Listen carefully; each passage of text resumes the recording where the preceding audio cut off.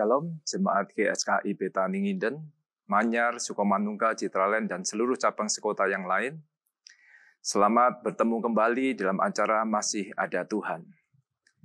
Saya ajak kita untuk membaca Mazmur 90 ayat 12. Mazmur ini berkata demikian, "Ajarilah kami menghitung hari-hari kami sedemikian, hingga kami beroleh hati yang bijaksana." Ketika kita diizinkan mengalami kesesakan, ya tentunya karena wabah virus COVID ini, ketika kita meresponi dengan benar, dan kemudian kita menyikapi dengan benar, saya percaya apa yang terjadi ini bisa membuat kita menjadi orang-orang yang bijaksana. Seperti Mazmur yang kita baca barusan, biarlah Mazmur ini menjadi doa kita semua. Sehingga dengan apa yang terjadi, menyadarkan kita semua bahwa sewaktu-waktu hidup di dunia ini bisa berakhir. Apa yang kita miliki, apa yang kita punyai, apa yang kita usahakan selama ini, apa yang kita kejar dalam hidup ini, bisa hilang, bisa habis begitu saja. Bahkan hal-hal yang kita banggakan, mungkin ilmu pengetahuan, ya, kedudukan, kekayaan, posisi, menjadi tidak berarti dan tidak bisa menolong kita. Sehingga akhirnya kita pada satu kesimpulan bahwa hidup di dunia ini sifatnya sementara saja. Suatu saat Yesus memberikan satu perumpamaan, ada seorang kaya yang mempunyai seorang bendahara yang dikatakan menghambur-hamburkan uang dari tuannya itu. Sehingga tuan ini kemudian meminta pertanggungjawaban kepada bendahara ini. Dan di situ katakan bahwa bendahara ini kemudian menyadari bahwa kemungkinan besar dia akan dipecat. Oleh karena itu dia mulai khawatir akan masa depannya. Dan dia mulai mempersiapkan masa depannya karena dia tahu bahwa dia tidak bisa bekerja. Sehingga dia harus melakukan sesuatu supaya ketika dia dipecat, maka masa depannya tetap terjamin. Maka dia panggil orang-orang yang berhutang kepada tuannya ini. Dikatakan bahwa berapa hutangmu kepada tuanku? Dikatakan 100 tempayan minyak. Maka dia katakan, saya diskon, saya kasih hanya 50 saja, ini surat hutang yang baru, 50 tempayan minyak. Dia panggil lagi orang yang lain, hutangmu berapa? 100 pikul gandum. Dia katakan, sekarang hutangmu tinggal 80 pikul gandum saja.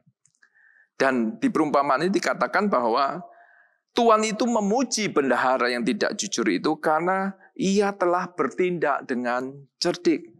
Sebab dikatakan anak-anak dunia ini lebih cerdik terhadap sesamanya daripada anak-anak terang. Bagi orang dunia masa depan mereka ada di dunia ini. Dan di dalam perumpamaan ini tahu ketika dia ada di dunia dia harus mempersiapkan masa depannya. Makanya dia persiapkan semuanya dengan baik. Makanya dia dikatakan cerdik atau lebih bijaksana daripada anak-anak terang.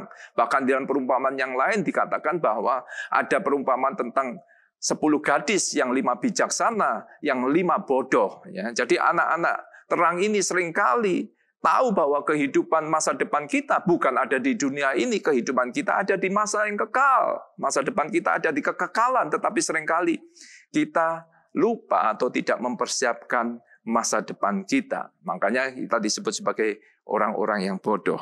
Oleh karena itu hari ini mari menyikapi setiap peristiwa yang terjadi, kesesakan, masalah, persoalan yang kita hadapi dalam kehidupan ini. Mari kita menjadi orang-orang yang bijaksana. Biarlah kita ini lebih lagi mencari kerajaan Allah dan kebenarannya, dan belajar hidup di dalamnya.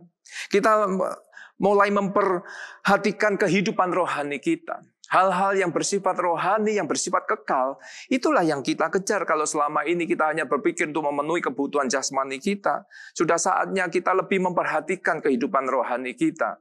Kita belajar akan kebenaran firman Tuhan. Bukankah sudah diingatkan kepada kita bahwa manusia bukan hanya hidup dari roti saja, tetapi dari setiap firman yang keluar dari mulutnya Tuhan, dari perkataan Tuhan, dari firman Tuhan. Kita belajar, kalau hari ini masih ada kesempatan untuk kita beribadah, meskipun hanya online, pakai kesempatan itu dengan baik. Kalau hari ini kita masih diberi kesempatan oleh Tuhan, ada waktu untuk kita bertobat dan berubah, pakai kesempatan ini, mari kita berubah menjadi orang-orang yang berkenan di hadapan Tuhan.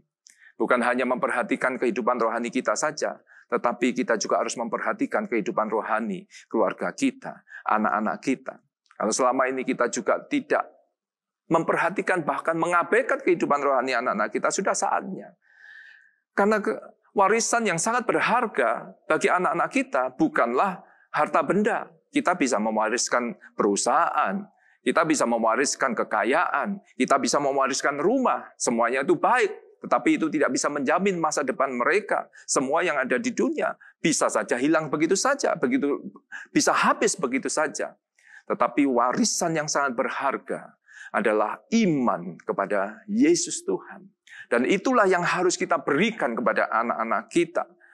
Karena warisan iman inilah yang menjamin masa depan mereka. Bukan hanya ketika hidup di dunia ini saja, tetapi sampai kepada kekekalan. Itu sebabnya gembala kita menyerukan kepada kita semua, jemaat GSKI Betani, untuk kita membangun mezbah keluarga.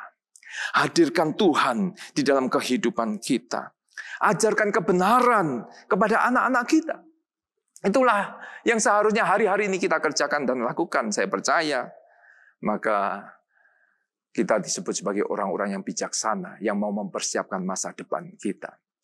Mari kita juga menjadi bijaksana dengan mulai mengumpulkan harta di surga. Firman Tuhan ingatkan kepada kita, janganlah engkau mengumpulkan harta di dunia ini, tetapi kumpulkanlah bagimu harta di surga. Masa depan kita, apa itu kita, bagaimana kita mengumpulkan harta di surga? Yaitu dengan menyatakan kasih yang sudah Tuhan berikan dalam hidup kita kepada orang-orang yang ada di sekitar kita, kepada sesama kita.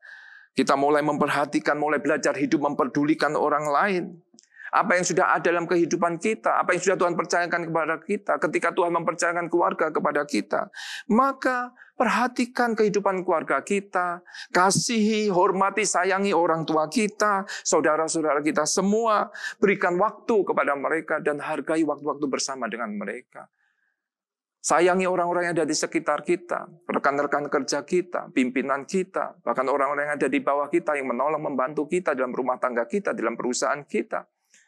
Hormati yang ada di atas kita.